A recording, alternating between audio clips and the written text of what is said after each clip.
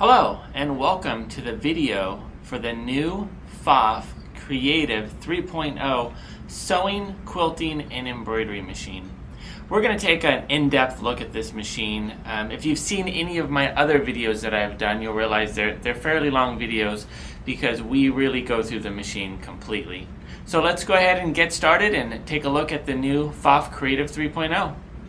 Let's take a look at what I call the obvious features. Some of the obvious features of the machine is when you look at the top panel, you see that there is just hundreds and hundreds of stitches built into this machine, more than you would ever need.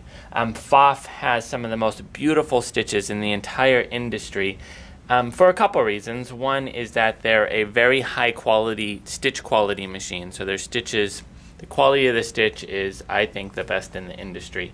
Another reason is that Pfaff has a 9mm stitch width, so that when it's doing its decorative stitches, it can go 9mm side by side, which is the industry longest.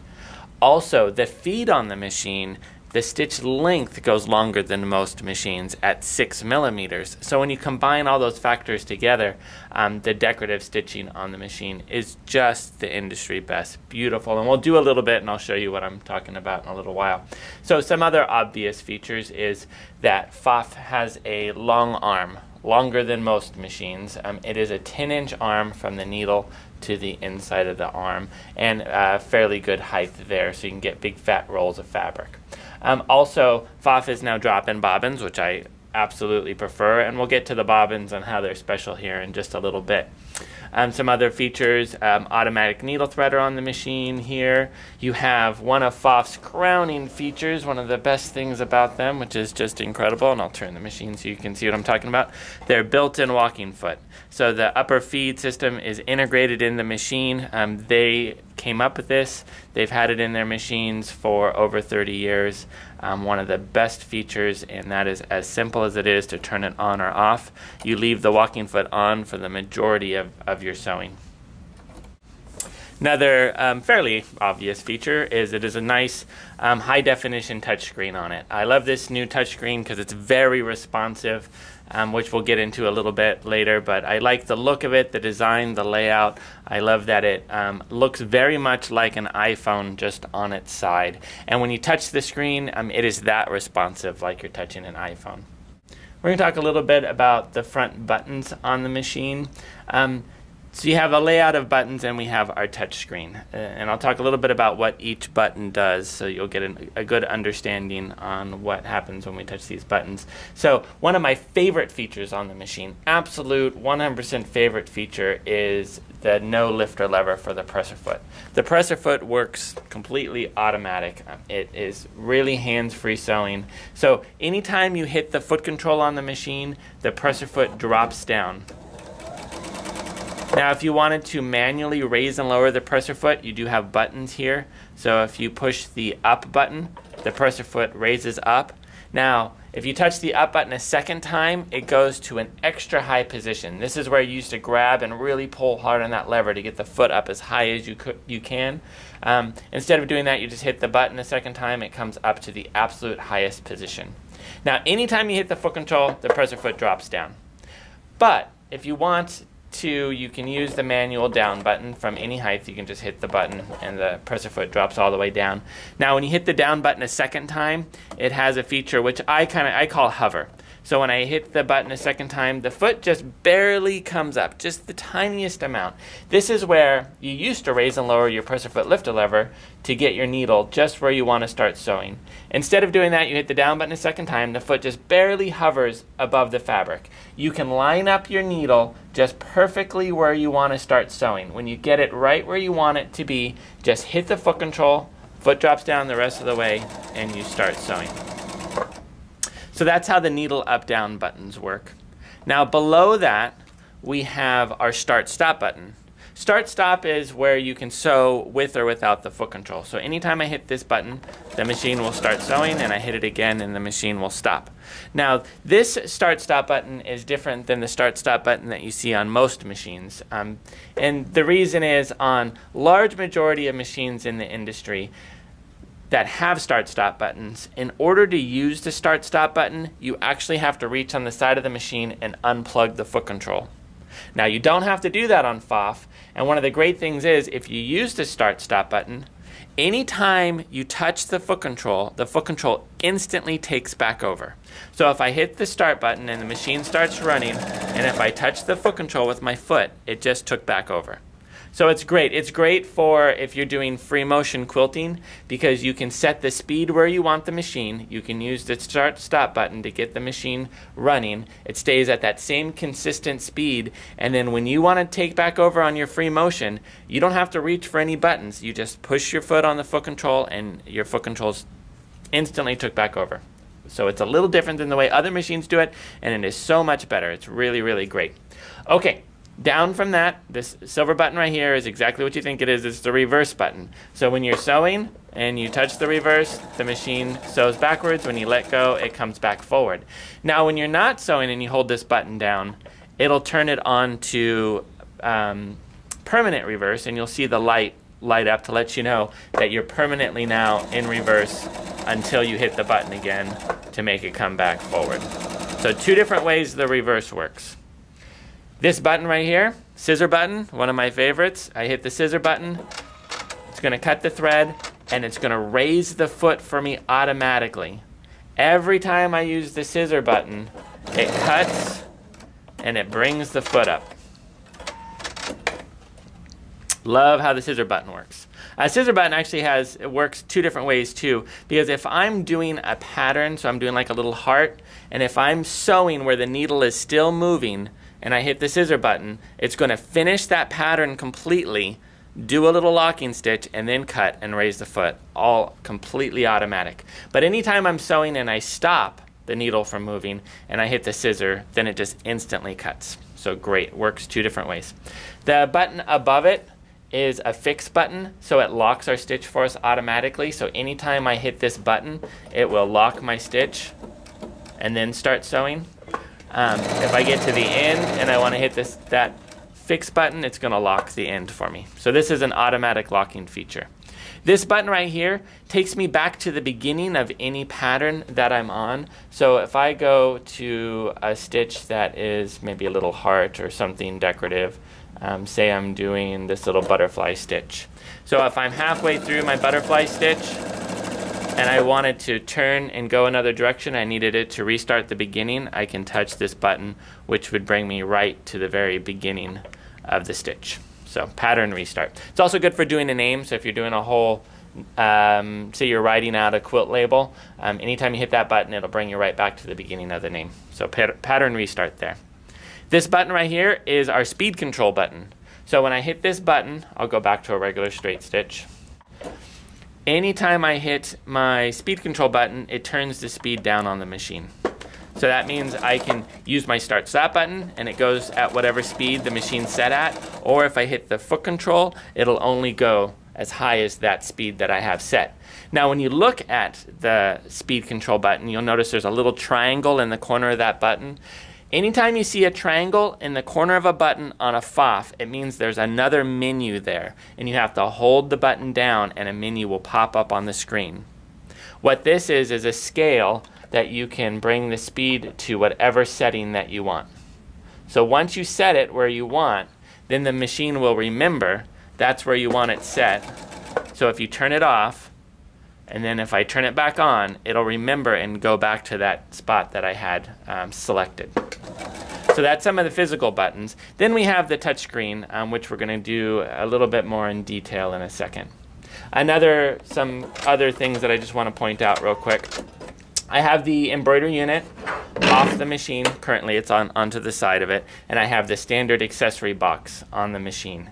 So the accessory box is what holds all of your feet and knickknacks, and there is a front and back section. The reason why I'm pointing this out is people don't always realize there's a back compartment, and this is where your some of your larger tools are kept, or your automatic buttonhole foot, which we'll do shortly, is stored. And it's not unusual for somebody to call and say they didn't get their buttonhole foot because they didn't realize there's a back section to their accessory box. In the front section, you will have the top of the tray is where all of the feet go. It's what holds your bobbin. This little rubber bobbin holder is the best. I mean, the best in the industry. It's great. It's rubberized so that you can put any type of bobbin, pre-wound or regular, in there, and it holds the bobbin tails from making a big gnarly mess in there. So it's great. So underneath this tray is another compartment where you can keep some larger accessories. I have the flash drive here that the embroidery part of the machine uses, and some other accessories store under there. So that's how the accessory box works. And I really like this accessory box because when you push down on the front, it actually locks so that it doesn't just flop open. So if I actually had it off the machine and I went whoops and I tilted it, everything's not going to fall out on the floor. I'd like to show you a bit about how this machine threads and also how to wind the bobbins and put the bobbin in the machine. The nice thing with the bobbins on this machine is that they're special bobbins, meaning that they will only fit in the machine the proper way. You cannot put the bobbin in the wrong way on this machine. It just simply doesn't fit. Now, the bobbin only will fit on the bobbin winder the proper way. So I cannot put the bobbin on the bobbin winder upside down. It just simply won't go on. It only will fit on the proper way. When I try to put the bobbin into the bobbin case, it will not fit in upside down. It only fits in the right way. So it's real foolproof bobbin. To wind the bobbin, it's quite simple. You go from the spool and you go under the first metal thread guide like you would if you were threading the machine till you get to this button guide right here. You go over the top portion of the button guide, and then you got two little guides that stretch over to where the bobbin winder is. Just wrap the thread around the top of the bobbin. Now you have to wrap it around the top of the bobbin because there's these special little grippers in there that grip the thread to make it wind immediately. So you can either wrap it around the top where the grips are, or there is a hole in the bobbin where you can stick it from inside and out of that hole. I kind of like the hole, but I do it both ways. And then you push the bobbin winder over to the right hand side, and then on the screen you have the ability to adjust the speed on which the bobbin's going to wind, and then you can use the start button to start the bobbin winding. We're not going to actually wind this bobbin right now.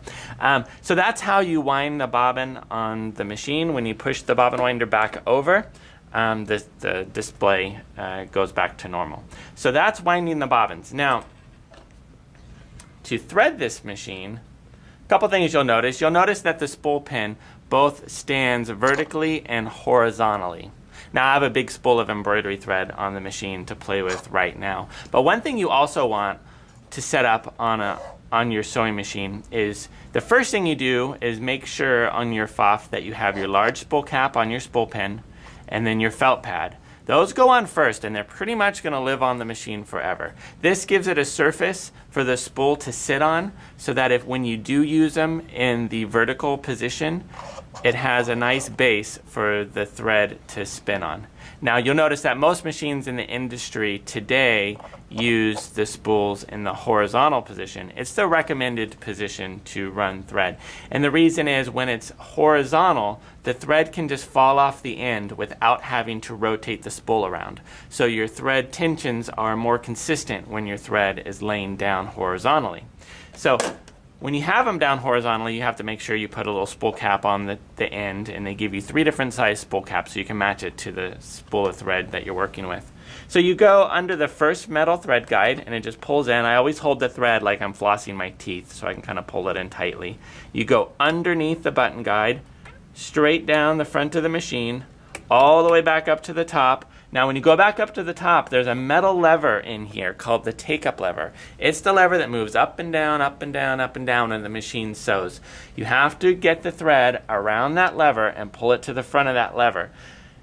That is one spot you want to guarantee that you have the thread in on all sewing machines. Anytime you miss that lever or you do not put the thread around the take-up lever, you're just going to get big, ugly, gnarled messes down in your bobbin area. And that's true on all sewing machines.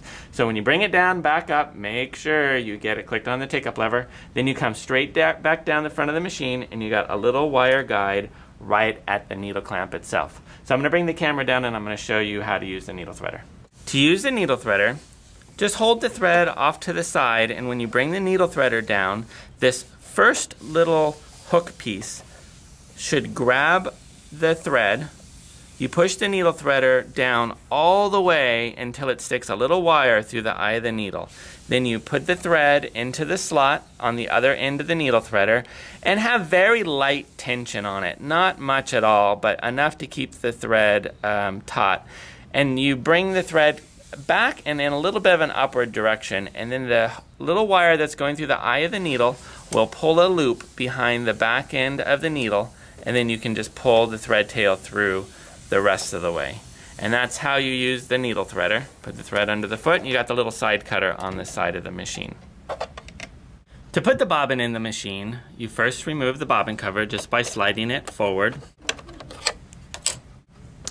Take our full bobbin and you just drop it into the bobbin case, and again, it'll only fit in there the proper way. Now what I do is I put one finger on the bobbin so that I can pull the thread tight with the other hand.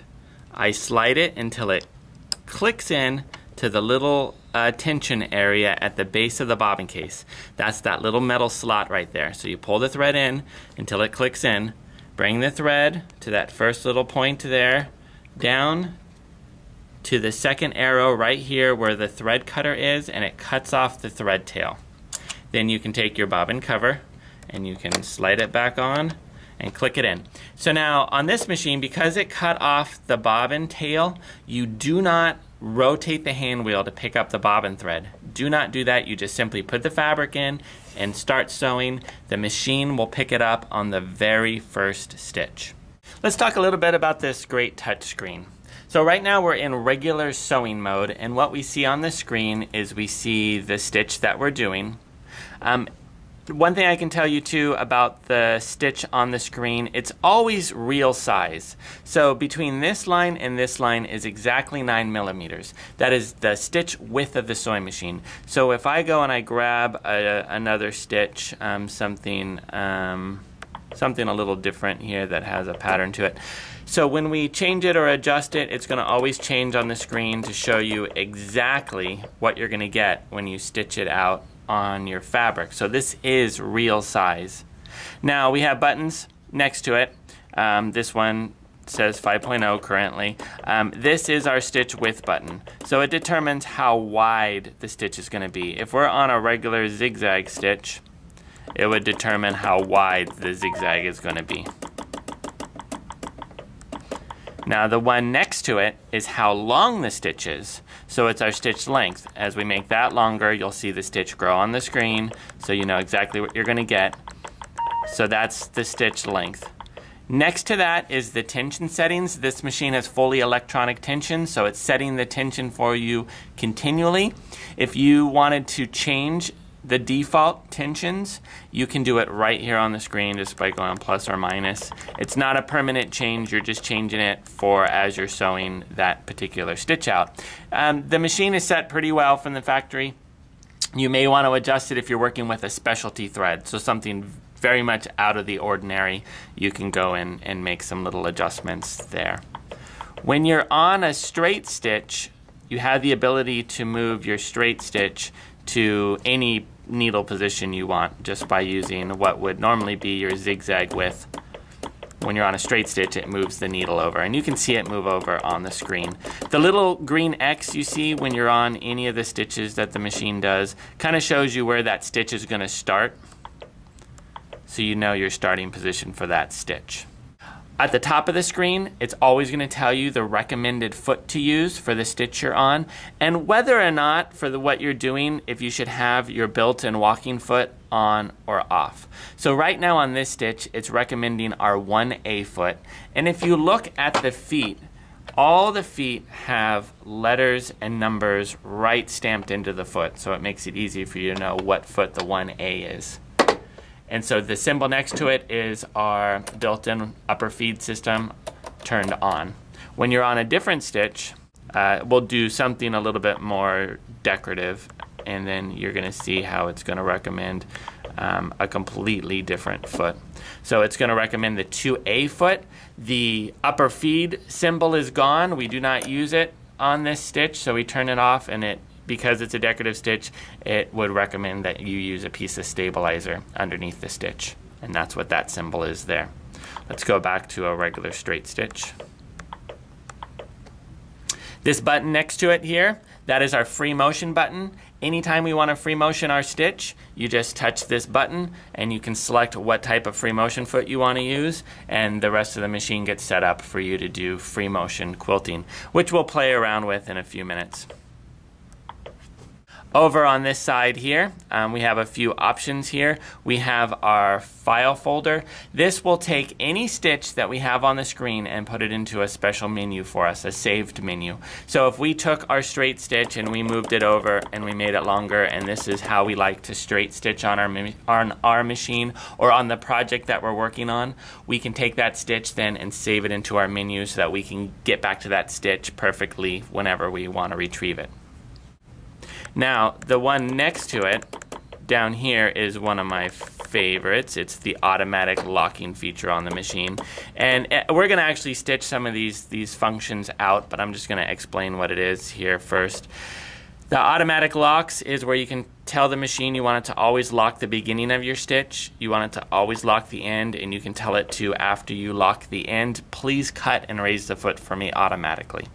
So it's all done by just checking these 3 boxes. Or you can say only lock the end for me. However you want it, it's very customizable. Really easy. It's one of my, out of all the machines in the industry, this has the easiest, best automatic locking stitch. Now below that is a lot of fun. I have a lot of fun in this menu. This is my tapering stitches. We can do mitered corners or tapers, and we'll play with this in a few minutes. We can do pattern sewing. They call it like patchwork. It's where it remembers what you've sewn and it'll repeat it as many times as you want. And we'll play with that so you have a better understanding of what I mean by that, but it's a lot of fun. Below that is our programming screen. So I can go and get, I can get a turtle and I can put it with a butterfly for whatever reason, but you can combine 2 different stitches together in programming screen. You can do more than just that, and we'll play with this in a few minutes. The one below it here is another one of my favorites. It's Stitch Editor. I've done a lot of neat stuff in Stitch Editor, which I can show you a few samples of some things that I've done. This is where you can actually create your own stitches. Stitch Editor is great. So I'll give you a little demonstration. When you hit this button, it brings a stitch onto the screen. That stitch you can move, change shape in any way you want. This one is just a repeat, so it'll repeat whatever section of stitches that you want. So if you made a little twisty turn and you wanted to highlight a section of the little twisty guys and have it repeat that section, I can go and I can highlight it and have it repeat it for me by hitting that repeat. You can go back and I can take little stitches and tweak them and change them if I didn't like the way one section was. I can do little adjustments to it. I can also highlight all my stitching and turn it into a triple stitch if I want it to be bolder. And then it doesn't look like anything right now, but that's the stitch I just created. Really, really easy, a lot of fun. If I wanted to, I'm just going to delete everything I have on the screen. I can bring in an existing stitch. Let's find something like this little heart. So anytime I bring in an existing stitch, you can see how it's plotted out. Each stitch is plotted out. I can change existing stitches in the machine. I can alter them. I can move them around, or I can delete sections. So if I wanted to, I can go up and I'll just highlight a section of the stitches. So this is my highlighter button. So if I touch that and I scroll along the stitches, it'll highlight that section of stitches. And then I can do a couple things. I can hit my triple stitch button if I wanted to make it bolder and triple it over, or I can hit my trash can and remove it. So I just completely changed this design. I removed that whole section of it. So you can play around with existing designs in Stitch Editor. Things that I've done, I've actually made my own signature in Stitch Editor so that I can sign my work. I actually think I have it in the memory of this machine. I was playing around at a quilt show that I went to recently. Doesn't look like much, but when I stitch it out, it's my signature. It's kind of fun. It didn't take me very long to do it, and it was a lot of fun doing it. So Stitch Editor is great fun. I also made a really neat hand-looking stitch in Stitch Editor. I do it a certain way. I use a real thin thread called bottom line. Looks great, but not to talk about different things that I've done. Let's get back to what the machine does. So that's Stitch Editor there, but you can have a lot of fun with that. Over on this side of the screen, we've got a few menus. We have our toggle between sewing and embroidery here. So the presser foot is sewing mode, and we're already in there. The hoop will take us out of sewing mode, and it'll stick us into embroidery mode, so we can do all of our embroidery editing, which we will get to in a few minutes, so we're not going to fool around in there yet. Down here, this menu here looks like little boxes on top of each other. This is all of our stitches. This is where all of the stitches in the machine live. Now there's a lot of stitches, hundreds and hundreds of stitches, so they don't have them just thrown at you in one big menu that you have to scroll through. They have them broken up into sections, and that's what this little button down here is. So we have different categories. We have utility stitches, quilting stitches, needle art stitches, decorative stitches, sewing techniques, and personal menus. Then for every menu that we're in, we have submenus. So essential stitches, overcasting stitches, buttonhole stitches. So this is kind of a logical way that they've put the hundreds of stitches into the machine so that you know where to go to get to the stitches. You're not sitting there trying to hunt down stitches between all these different pages of stitches. Now when you select a stitch, you're going to know the location of the stitch. It's going to tell you at the bottom of the screen that this is in menu 1, submenu 1, stitch number 1. So 1.1.1, that tells you where the stitch is located in the machine. Below the menu buttons is our tools button.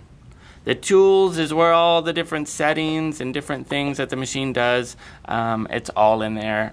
Jump stitch cuts when it's embroidering, we can turn that on and off. We can do a lot of different things. If we want to know what software version our machine's running, that's in our little I tab, how much memory of the machine that we've used, says we're at 6% right now. You can put designs into the machine type of thing. So that's all in your tools menu. Now the question mark below that, this question mark is awesome. I wish all machines had this little question mark. There's certain machines that we sell at the store that I always feel a little lost and I have to take out a book to try to get my question answered. And if they only had this question mark button, I could get my answers answered right at the machine. So what this question mark does is if you're on a screen and you don't know what an icon does, I can touch the question mark and then I can touch the icon. And it'll tell me exactly what it does.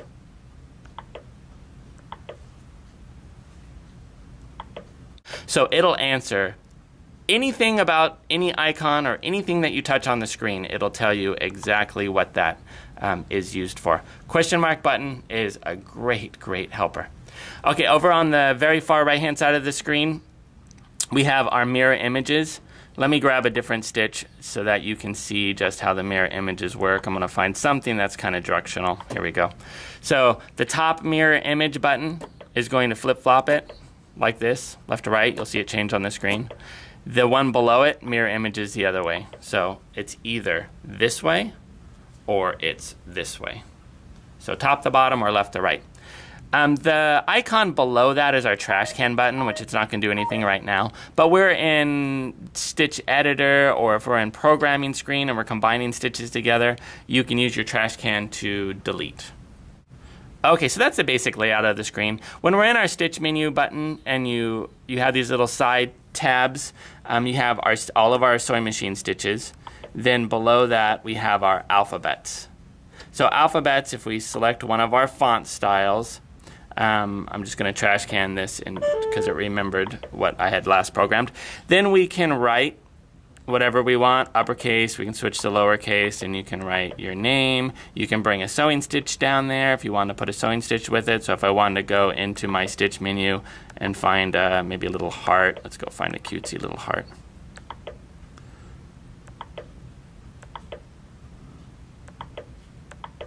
Somewhere there's a little heart for me. So if I want to pick one of these little hearts, so I can do my name with a heart. So that is all when you tab into the alphabet screen, which is the alphabet tabs, which is in your menus there. Okay, so let's have a little bit of fun now. Enough talking, and we'll do a little bit of the sewing functions that the machine does. I talked about how it automatically locks the stitch. It's one of my favorite locking stitches. So we're going to go ahead and we're on a regular straight stitch, and I'm going to turn on my beginning lock, my end lock, and just because I'm going to have it automatically cut for me. So I've turned those three functions on. All I have to do at this point is start sewing. The first thing that it does is it locks my stitch automatically. Now when I'm ready to finish my seam and I get to the end, all I have to do is touch my reverse button. It is going to lock the stitch automatically. It's going to cut, and it's going to raise the foot, all completely automatic. So you can see the beginning lock there and the end lock. So now when I start sewing again, it knows that I'm ready to start at the beginning of a seam again. So it's going to lock, and it's going to sew. When I get to the end, touch the reverse, lock, cut, raise the foot. Completely automatic. So that is all done here just by turning on those three icons there. Now when I use that, let's say I had to do 50 of the same little thing, 50 pleats or 50 something. And what I can do is I can have it lock the beginning, lock the end, cut, raise the foot, and I can go into the icon below it where our patchwork function is, and I can tell it to remember what I first sewed and then repeat it for me. So now when I start sewing, it's going to lock the beginning. It's going to sew to whatever length I want. Touch the reverse, have it lock the end, have it cut, and have it raise. Now it knows that I've sewn 21 millimeters. It's going to repeat that every time I hit the foot control. I don't have to do anything else. I can do this as many times as I want.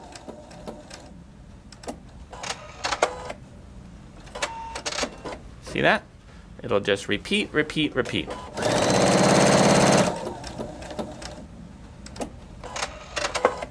This is like you're in production. Love those features together. Really, really nice. Exact same length every single time.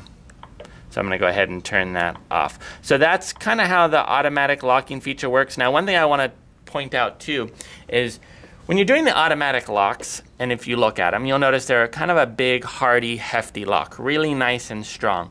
Well, quilters don't always like such a big, bold lock. Sometimes they like a smaller, more delicate locking stitch.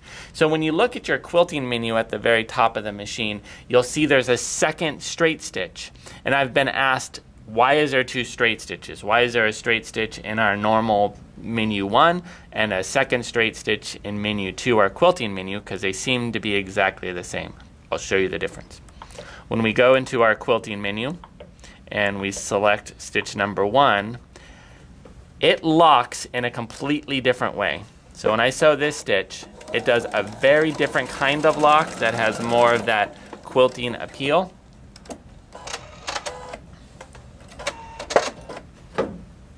It is a finer, more delicate lock. Can you see that? Can you see how at the beginning you can't really see it, but on these you can see a big, bold, hefty lock.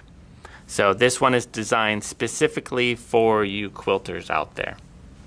So that's the automatic locking stitch. So I'm going to go ahead and turn those off now. And now they're off. Now below that is one that I have a lot of fun with, is tapered stitches and mitered corners. So let's go ahead and pick a fun stitch. You can taper any stitch that the machine does outside of a straight stitch because there's really nothing there to taper. But we're going to go find a nice wide stitch. So we'll go to, oh, what stitch do I like to do? I like to do menu 2.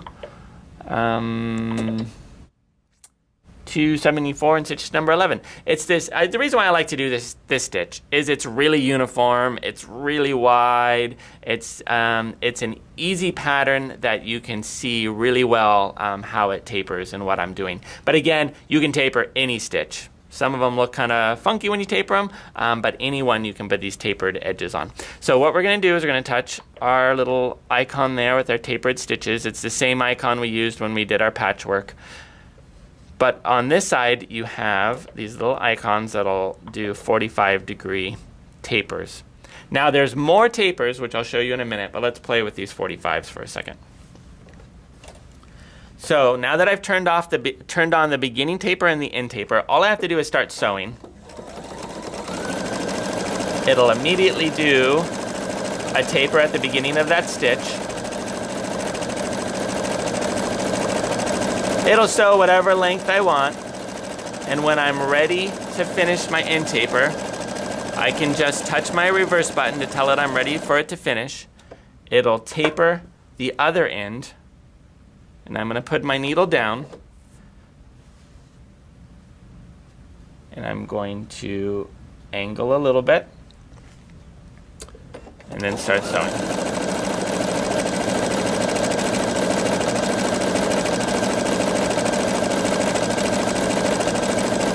And I touch the reverse, and it'll finish off. Okay, so now let's take a look, see what we did.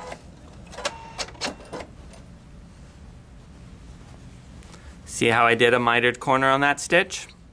So it's 45-degree angles, and I turned it 90 degrees and got a really nice mitered corner. So that's how you taper on the stitches. A lot of fun. Now, remember how I told you earlier that anytime you see a triangle at the corner of a button, it means there's another menu if you hold the button down. So let's hold this button down, and you'll see our taper menu pop up with all different kinds of tapering options. So let's pick a 60-degree center justification taper for the beginning, and we'll pick it for the end. And you'll kind of see on the screen what it's going to do, but we'll stitch this out.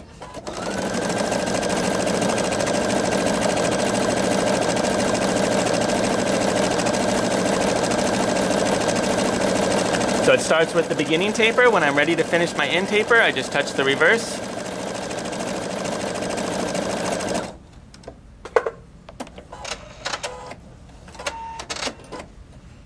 So that's my 60-degree beginning and 60-degree end taper. And then to turn it off, just uncheck, and then we're back to normal. Okay, so now we have our programming icon, which has the A, the heart, the B, which tries to show putting two combinations of stitches together. I'm just going to hold my trash can down, which is going to delete everything that I had previously done on the screen. So now I can go and I can bring two different stitches together. So let's go find two that work pretty well together. And we can combine any combination of stitches that we want. But I'm going to go try to find something cute. I kind of like to put the house with the tree, because that works pretty well together. So I put them together. If I made a mistake, I can just touch the trash can button one time, which would delete the last one I was on. But I actually want that back, so let's go get the house back. So I want this to be a border, so I want it to be a continual repeat. So I'm just going to hit the check mark. It'll bring it on the screen. You can see the house, the tree, the house, the tree. We'll go ahead and stitch this out.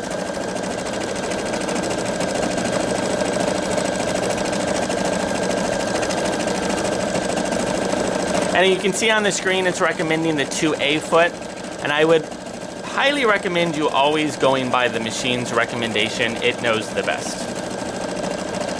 I'm going to touch my scissor button, because whenever you touch the scissor button while you're sewing a pattern, it'll always finish that pattern, lock the stitch, and cut automatically. So then you can see you got the little house, tree, house, tree, house, tree. And I don't know if you're noticing, but the stitch quality on this machine is beautiful. I actually did a quilt show over the weekend where I brought this machine, and you have a little bit of time when you're working these shows. So I went through and I sewed out a bunch of the decorative stitches using this actually same spool of embroidery thread. Let me grab that and I'll show you what they look like. This is just some of the stitches that the machine does here. So this is on this exact model machine, this exact machine, as a matter of fact, sewn out over the weekend at the quilt show. And I don't know if you can see on camera just how beautiful these stitches are. And look at them on the back side. I know you don't usually look at the backside of decorative stitches, but Pfaff maintains some of the best stitch quality, I think the best stitch quality in the entire industry. I also work on sewing machines, so I have my hands in every machine out there, and I also sell multiple brand machines, and I'm tell you, nothing can touch Pfaff's decorative stitches or their stitch quality. It's just incredible. Here's a few more that I did here. Just see how beautiful they are. 9mm stitch width, 6mm stitch length. Just the combination of those things just makes for absolutely beautiful stitches.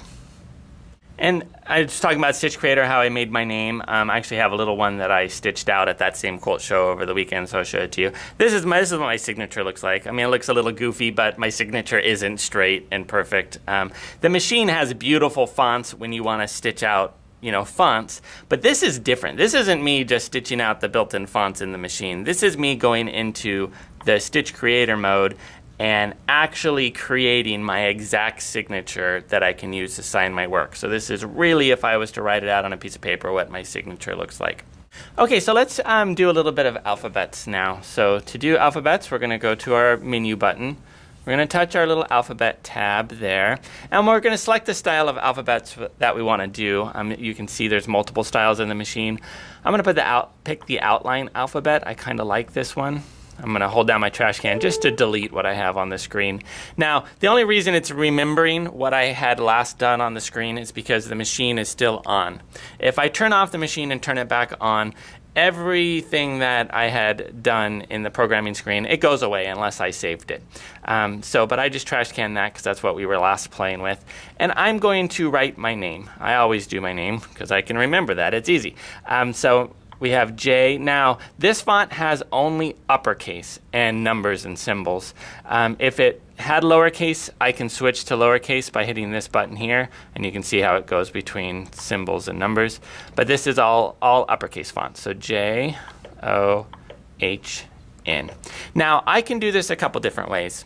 I can sew this as a repeating pattern, so it'd be John, John, John, John, John, or I can have it just do John and stop. So now I'm going to do that. I'm going to have John, and I'm going to touch my scissor button, and it's going to tell it, the machine, that I want it to stop and cut for me automatic. Now I can also write a whole sentence. So if I'm making a quilt label, I can write, you know, made with love for so-and-so. So you can write a lot of different characters. If I needed a space, this is our little space icon there. So when I write the name and I'm ready to stitch it out, it's easy. All I do is hit either my start stop button or my foot control. I'll use my start stop button. It's not like in the past where you had a machine that did alphabets and there was just a lot of hoops you had to jump through, the program function repeats and all these different things. It can't be any easier now. You just touch your alphabet button and it comes up like a keyboard, type what you want, and just hit your foot control. Very, very simple. Okay, so this is done. And you can see my name there. So one really cool feature on the machine is if you took a lot of time and you made maybe a custom quilt label. You say, you know, made for so-and-so. And you can make that label one time and you can save it into your little folder icon up here. When you click that icon, you can select an empty spot to save to, and then your name gets saved there. So now to get the name back, so if you're coming to the machine later on and maybe you have a different stitch up on the screen, something totally different, and you wanted to get back to where your name is, you can go to your stitches. And so you can see we have our stitch menus, you know, our regular, our quilting stitches, decorative. Well, you have this big heart here. That is where your personal menu of stitches are. And you can see my one I just saved in there, and I can bring it back really quick and easy. So the fonts turn out beautiful when sewn. Of course, there's a whole nother way to do embroidery fonts, and we're going to get into embroidery here shortly. Okay, let's do buttonholes now. Pfaff does awesome buttonholes. Pfaff, I would say 10 years ago, buttonholes were lacking a little bit. Great sewing machines, but buttonholes, eh. Today, their buttonholes are incredible. They've got this really neat buttonhole foot. I think they call it their Sensormatic buttonhole foot.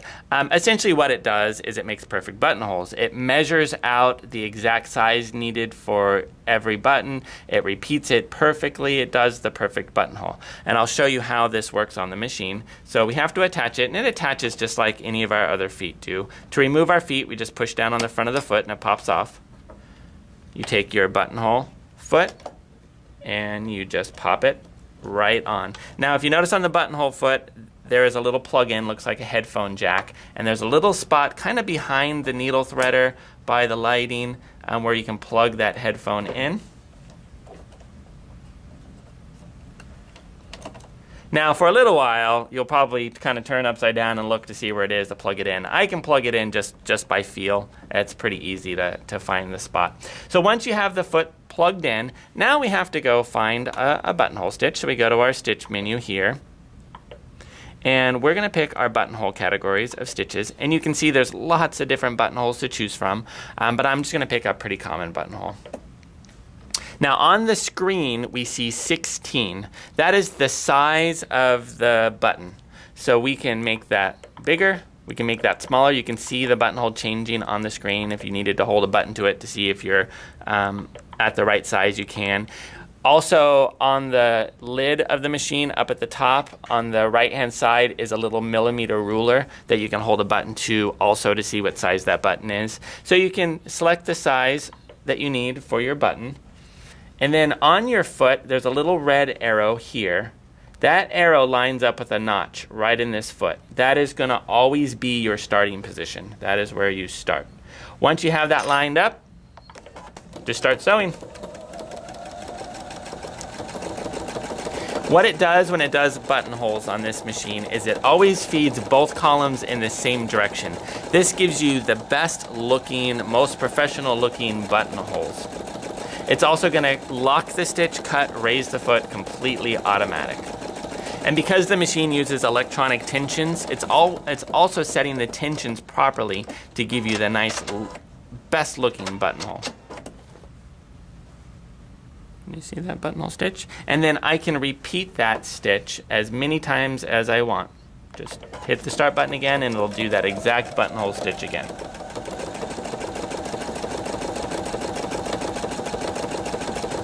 So buttonholes are very, very easy on this machine. We'll let this one finish. You can also do manual buttonholes on the machine, not using the Sensormatic buttonhole foot. It comes with another manual buttonhole foot that just pops on, and then it kind of does it like machines did it in the past, where it'd sew one side, you hit the reverse, sews the top, comes back forward, hit the reverse to close it up. Now, when you do it the manual way, you're in charge on if the buttonhole closes or not, how long the buttonhole is going to be. You're completely in charge. The machine doesn't really regulate that like it does with this buttonhole foot. This one's always going to give you the best looking, most repeatable buttonholes here using this foot. Let me show you a little bit about how satin stitches are stitched out on the machine. Satin stitches are stitches that are very close together, real tight, dense stitches. So I'm in one of my satin stitch menus, and if I pick, I'm looking for something that just kind of has a repeating pattern. So maybe this stitch here. So you can tell it's really tight together stitches. I can stitch a little bit out so you can see what it looks like when we stitch this out normally.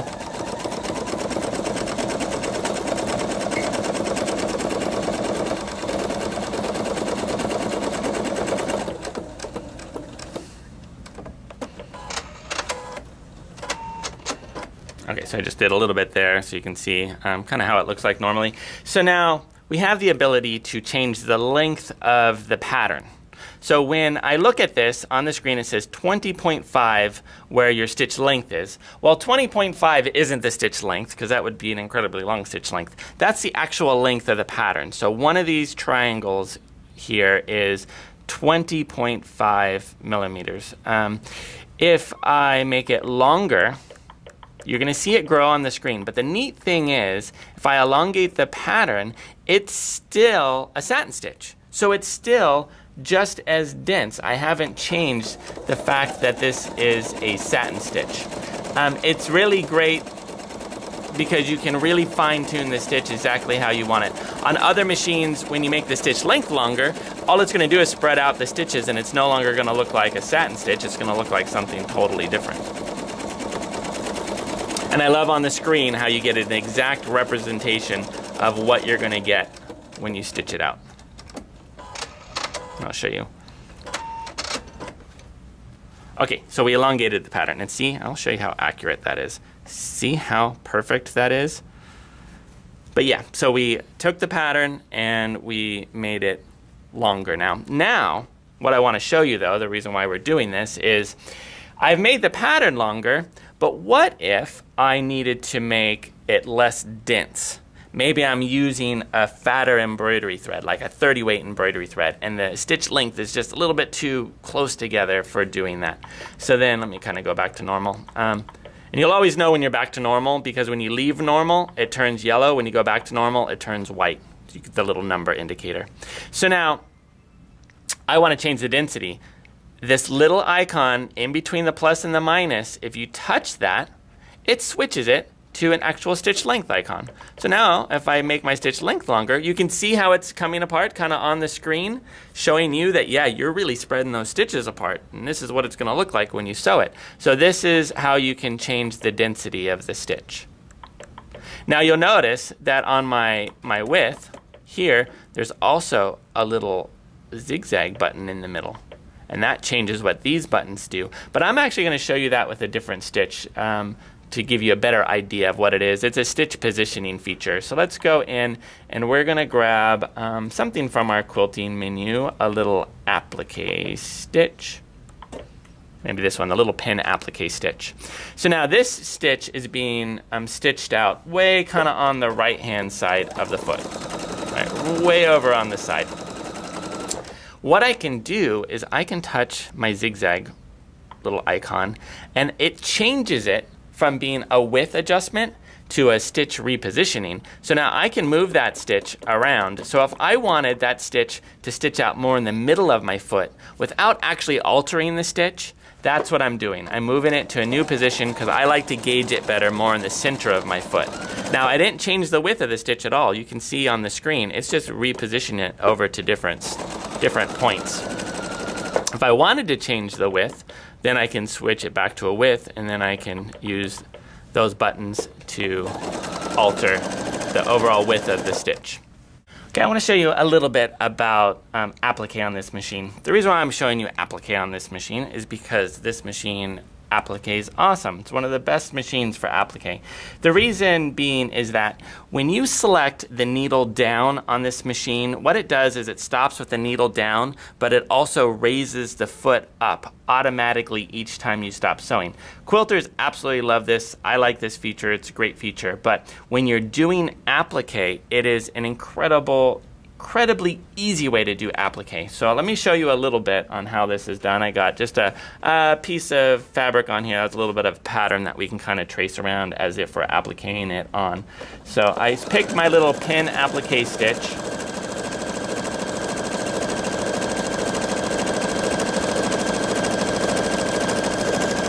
And then when I stop, see how the foot jumps up? And I can turn my fabric, go the next direction, and very precisely stay perfectly on track. And what I'm going to do is I'm going to zoom the camera in a little bit so you can see just what I'm doing, just so you can really get a sense on just how easy and precise this is. So it's very easy with the Pfaff feet to kind of follow a line. Pfaff feet are actually designed really well where even on their standard foot, they make the front of their foot clear, so you get good visibility. So now when I came to the edge of my applique and I stopped, the machine pivoted up, and I can turn my corners very, very quick and easy without having to reach behind my machine and constantly grab and turn levers. See how fast I'm appliquing this? And I'll show you the precision too, because not only am I going really fast, but it's nailing it exactly where it needs to be.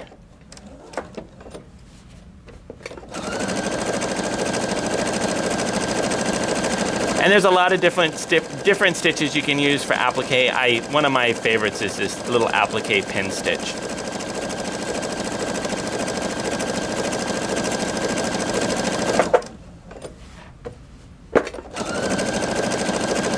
And because of the Pfaff's upper feed system on this machine, it pulls the fabric through very evenly and very precise, so you're not getting, when you're working with different layers of fabric, you're not getting those little puckers or twists or turns. So let's go ahead and use my scissors here.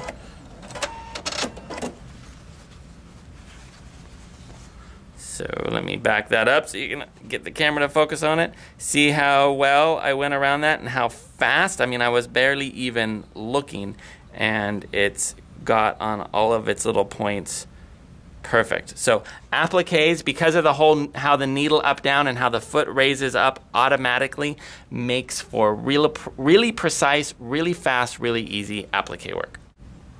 Since we're talking about applique and how the foot raises up automatically, I just wanted to talk a little bit about the foot tap feature, because I don't think I touched on it yet earlier. So the foot tap will also put the needle down and raise the foot automatically. So you have two different ways you can do it. So anytime you hit the foot control, the foot of course drops down to start sewing. But if I'm sewing normal, where the needle always stops up, now if I tap my foot control, it will put the needle down and raise the foot automatically for me each time I do that. See that? So even though I don't have it selected on the machine to stop needle down, it still is going to give me that pivot and turn feature. Now if I have needle down selected on the screen, of course it's going to do that for me each time I stop sewing. But the neat thing is, if I have needle down selected and it's raising the foot for me automatically, again, if I tap my foot control, it'll do the opposite of whatever I have set. So if I tap my foot control now, it's going to stop with the needle in the up position and it'll put the foot down. So a real nice way that works. Okay, so let's go ahead and get into embroidery now, because this machine is an awesome embroidery machine. So I went ahead and I slid off the accessory box and set it aside. I took my embroidery unit now and I'm going to attach it to the machine, and it just clicks right into the machine like so. Now, to set up for embroidery, you want to remove your regular sewing foot. And your machine came with this little guy, this little foot here. Little Sensormatic foot is what they call it. This is the foot that you use for embroidery, and it just pops right on to the machine. Now there is another embroidery option that doesn't come with the machine as far as feet go. It's the dynamic 6D foot for embroidery. That's a great foot to use for embroidery. The difference is this foot hovers just slightly above the fabric, which is great, and it does really nice, beautiful work. The dynamic 6D spring foot, what it does is it pushes down every time it forms a stitch.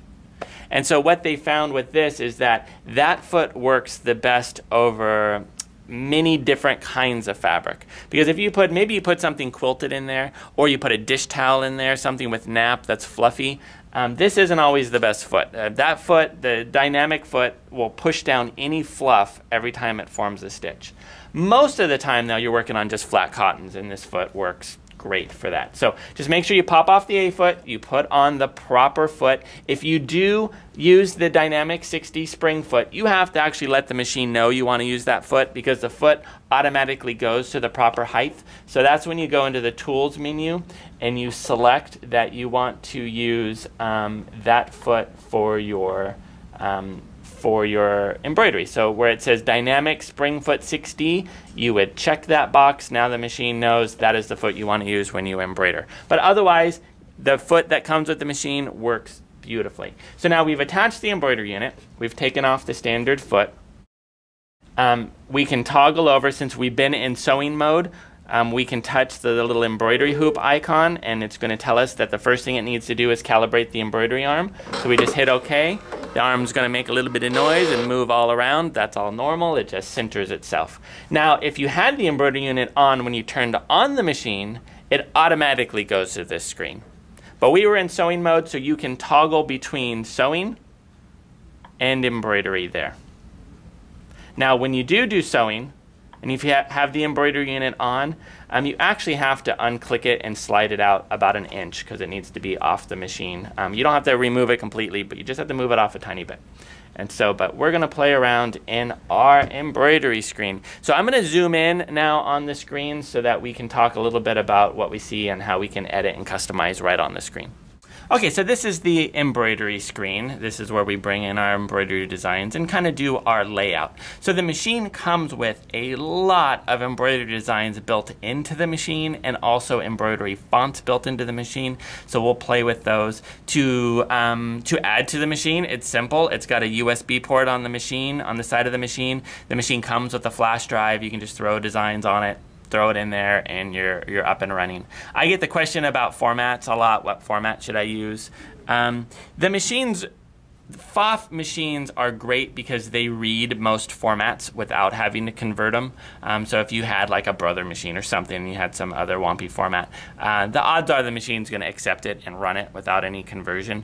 But the recommended format, if I was to choose one for this machine on a list, I would choose VP3 every time. It's one of the best formats for Pfaff machines to run. It's their newest format, gives you the truest colors, best designs, beautiful. The machine does come with a piece of software that you can install on your computer. It's actually the software is a free download from PfaffUSA.com, and it's a great program that you can put onto your computer, and it lets you view and organize your design files. It'll also let you convert format if you wanted to, or if you're working with some really old design files, you can add those really nice jump stitch cut commands, because this machine will cut the jump stitches when it's embroidering.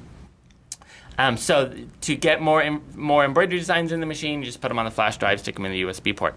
But to get to the built-in designs in the machine, you get to them just like you got to your sewing stitches in your little menus here.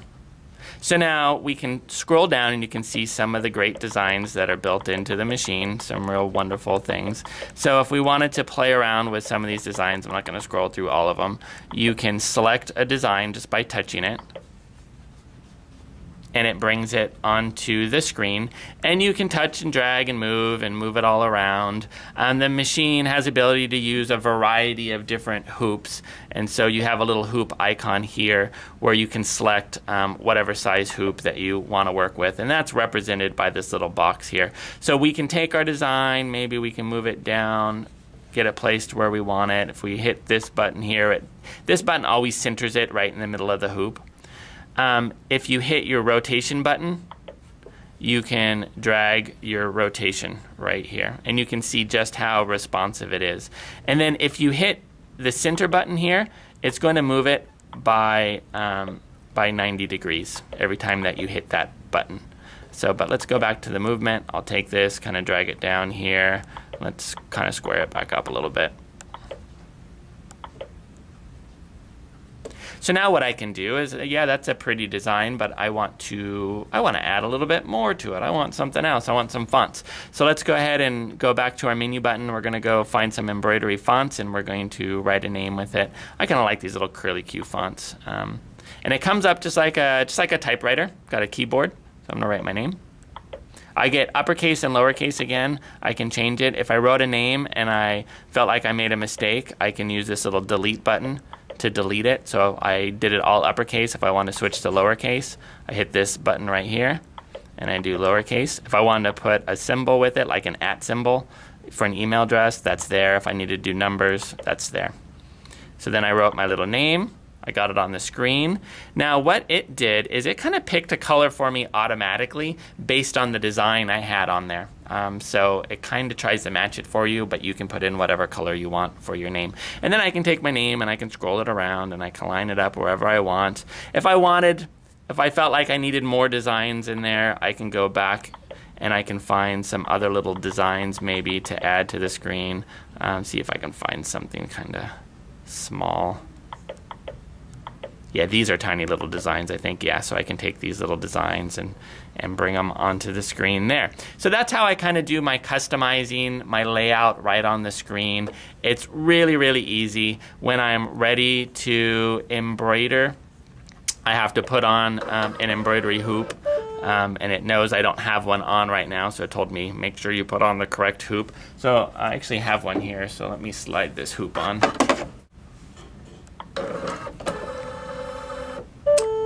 And then it tells me what color I should use first, my recommended thread color. And it's a real true color on the screen. It probably doesn't come through quite as true as on camera, but you get a really nice color there. So now, right here, we're in our screen now where we actually are going to embroider this out. If I hit my start button, it would just simply start embroidering. Or I can go and look around at a few things. I can select this box here, which would do a basting stitch all around the outside of my design that I can pull out later. So if I only hooped my stabilizer and I want to put a piece of fabric on top, I can use this basting stitch to kind of tack that fabric down if it wasn't hooped. But I'm going to go ahead and turn that off. This right here is I can hit this button if I wanted to do the whole design in one color. So I took out all the thread color changes. It's going to do it completely one color. And I really like that when you touch that button, you can kind of see how that changes on the screen to show you that I've taken out all the color stops. It's all going to be done one color. This right here is how I can jump ahead stitches. See how that little X is changing on the screen? So I can jump ahead to maybe get to a certain part of the design that I need to, or if you're embroidering and let's say your embroidery thread breaks for whatever reason, I use this when I change my thread. I always back up about 20 stitches before I start. That way I make sure there's never a gap there. This tells me down here that I'm on thread color number 1. There's 272 stitches in thread color number 1. The whole design has this many stitches in it, so 14,000 stitches to do this whole combination that I've put together on the screen. This is my tension, so the default, it's always going to be pretty accurate, the default, but if you wanted to change it off of the default, you could, and it only does it as you're embroidering, so if you came back later, you didn't permanently change anything. Okay, let me show you the positioning feature on this machine. I'm so glad they added this to this machine because it is one of my favorite features in embroidery. It's how you can take a design and perfectly line it up on your fabric, exactly 100% perfect. So we got our embroidery design on our screen. I can touch this little icon here, which brings me into my positioning feature here. So the positioning feature works by using step 1 and step 2. So we're going to touch number 1 first, which is going to give me this little green cross. So what we can do with this little green cross on the screen is we can put it on a part of our design that we want to line up. So if we needed to line something up, maybe perfectly on a pocket or a quilt block or something, we can take this. So let's take this and we will put this maybe on the very top of this J, maybe right about there. So now what I always recommend doing is you can use the zoom in feature to make sure that you are 100% precise. So you can click the little magnifying glass here, and then I'm going to touch this icon here because it's going to zoom to right to where my little cross is. And you can see I got really close, but I'm off my stitching just a tiny bit. So it zooms in a really close view of my stitches. So now I can take my little cross, I can put it right perfectly there on the edge of my J. I'm going to hit my number 2 button, which is going to lock it in. So now what's happening is that little cross, I put it on the top of the J where I need to align. That's represented now by my needle. So let me change the view of the camera so you can see the fabric. So now I've already embroidered something on here, but that's just for demonstration purposes. So now if I needed to take this little J, top of the J, and let's say I needed to place it right here, right on this guy here, and that's where I needed it to embroider. So now I would just take my design, move it around on my screen, and get it moved over right where I wanted it to be. Just about, using my little I have a little fine tuner on the screen. When I get close, I can get really close to where I want to be. Then let's check it. Yep, perfect. So now if I was to embroider this out right now, I would have my top of my J perfectly embroider in that location. So now that I got that set and I know that's perfect, if I wanted to go ahead and check other points, Let me turn this back so you can see the screen. I could go ahead and go back to step number 1, and I can start moving around and maybe checking different points to see where different points of my design are going to line up, just to make sure that I got my alignment right. This is the most precise alignment program in the entire industry. You get designs placed 100% perfect to the stitch on your fabric. It's great, especially great if you're trying to line up 2 different designs, or if you're trying to do an endless design. It takes all the guesswork out. It's not a generic box around your design. You can get it 100% placed perfectly, maybe in your quilt block where you didn't embroider it and realize you were a little bit off. And if you're a person like me that's really particular, I hate when things are a little bit off. I want them to be exactly perfect. And this gets you exactly 100% perfect every single time. Okay, so let me show you a few other icons on the screen. So we talked about our positioning program here. This is our zoom in and out, so we can zoom into really close views of our design just for alignment purposes. Now down here is a little hoop symbol when we're in this screen. This is all the different positions that we can put the hoop in when we're embroidering. So current position is where it's currently embroidering. Park position is where it kind of moves the whole embroidery frame out of the way off to the side. Bobbin position is one that you might use. So if you are embroidering on your machine and your machine tells you that you're running low on bobbin thread, which it will tell you, you can go hit that button, moves the hoop out of the way, where you can change your bobbin without having to remove the hoop from the machine. So bobbin position is great. Cut position is, the machine cuts the jump stitches automatically, but there's times that you turn off the automatic jump stitch cuts. So you can bring the whole design forward to you so that you can go in and trim any little hairs or little jump stitches that you need to trim there. And then center position just brings you right to the dead center of the hoop. So that's all the different positions when you're embroidering done by that there. The spool of thread, it's probably what you think it is. It's where all your thread colors are laid out. If you need to jump ahead to a thread color, you can just touch the color that you want to be on and it'll take you ahead to that thread color. Or if you just want to see what your layout is, you can get all your colors kind of ready and laid out ahead of time so you know what's going to be asked for you to change to. And then the bottom button just takes you back to the embroidery edit screen, which was the first screen we were in, where we did all of our layout of our design. So that's kind of the embroidery mode. Embroidery is really easy. It's not very complicated. People who don't own embroidery machines always think, oh, it's so complicated. It's going to be so hard. It is one of the easiest things you can do with the machine. The machine does all the work in embroidery. You just tell it, do this picture, or, lay it out here and just hit the start button. Anytime you're ready to start embroidering, you just hit the start button and the machine's going to start embroidering. Now, a couple things you want to make sure, always make sure you have the correct hoop on. The machine will know if you have the wrong hoop on, and it'll tell you, put on the correct hoop. You're trying to use the wrong hoop. Other biggies is when you embroider, most of the time you are using a 40 weight rayon or polyester embroidery thread. Embroidery thread is different than regular sewing thread. So embroidery thread on the top. Now you don't use that same embroidery thread on the bottom. You use bobbin thread on the bottom. Bobbin thread is not just bobbin thread. It's a lightweight thread meant for embroidery.